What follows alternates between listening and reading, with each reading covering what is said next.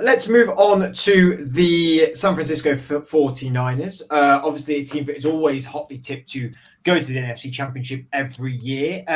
Probably will be without Brandon Aiyuk this year now, as well as other players that have moved, Adam. Are they going to keep the Super Bowl momentum up? Do you think this year might be their year, or has that window now closed for them? Well, I mean, we've got this thing, haven't we, where when you go to the Super Bowl and you lose, you don't go back the next year. So, no, they won't be winning it based on that logic. They've lost a lot of players, and it kind of feels like they've had to do that. Eric Armstead is a big loss to them on the defensive line. That's a huge loss. Javon Kinlaw on the defense as well, and Sebastian Joseph Day's gone as well. That's 3 inside defensive linemen, so that's a big problem.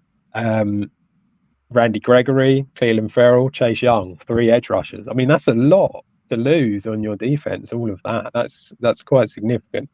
And when you look at who they've got in, they brought in Leonard Floyd, they've brought in Malik Collins through free agency. So these 2 guys are they're decent, they're solid, and they'll be good.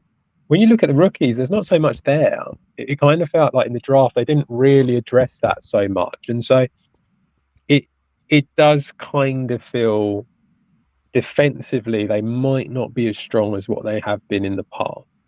The offense, however, is still very, very good and will continue to be because they've got Deebo Samuel, they've got Christian McCaffrey, and Brock Purdy has shown that he's capable with any sort of weapon, whether that be Brandon Aiyuk or George Kittle, any of these guys. It doesn't really matter.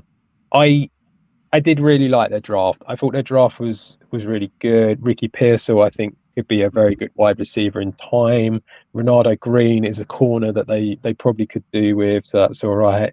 I like Dominic Pooney out of Kansas. He's very versatile, which is, again, he's a guard, but it's something that they need.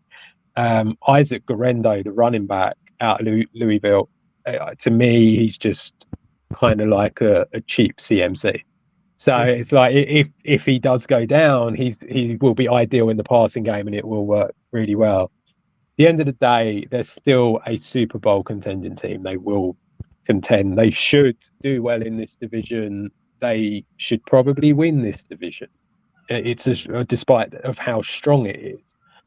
But historically, teams that lose the Super Bowl do not go back and struggle a bit the next year because of the drop off from not winning. So I think because of that, it's probably unlikely that they'll get there, but I think that they're still a very strong team. Do you believe in that, Sky? Do you believe that teams cannot return? I know it's sort of proven history now. I mean, one of the things we said last year was that they needed more depth if they were going to go to the Super Bowl, because if one of them guys went down, like Bosa, then they needed more depth. And they went and did that. They brought in players like Chase Young, and players of that ilk. Again, like Adam said, they've now mostly all gone. It feels like we're maybe back in the same place that we were at last year with it, where we're going, yeah, they're really good, but they're going to need more depth if they want to go all the way. Yeah, I think in recent years, almost that narrative's checked. Like, I'm pretty sure the Chiefs and Bengals, after they lost their Super Bowls, made it back. Obviously, the last team to lose the Super Bowl and then win it was the Patriots. You know, if anyone's going to do it, it's going to be. No one wanted to know that in this episode. No one cared. I feel like the narrative's not as. I feel like now these teams that are not many teams fluke their way to a Super Bowl as maybe like. You know, I feel like these teams are built to contend. I don't think it's about fluking your way to one. I think it's more just the fact that the competition is much stronger now than what it necessarily was. And so because of that, it's incredibly difficult to get to one. So if you lose one, it just kind of, I think that sort of negativity just kind of comes in a little bit. And that, you know, that's all you need in order to drop off. Yeah, like you said, the Lions, we said last week, could have arguably beaten them. Your Packers are better. The Eagles are essentially back. But then, you know, I think they've still got a chance. I think they've still got so much depth of talent.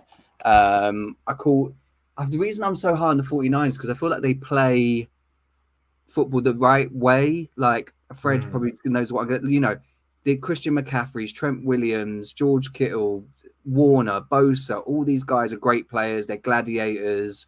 They punish the opposition. We want to watch them play.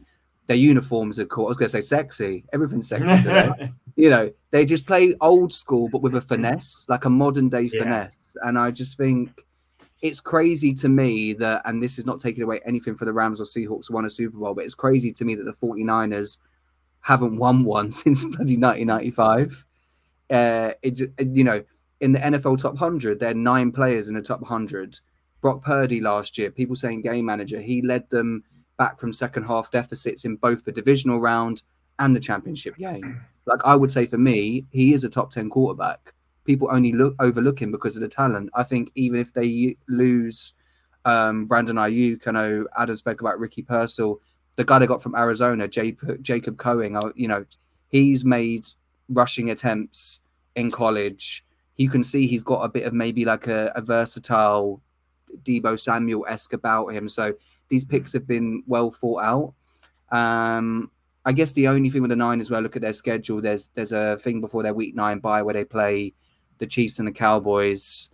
And there's, you know, middle stretch of the season, maybe it could be tough, but I just think even when you've gone and signed, you know, Leonard Floyd is a edge rusher, they've made good moves.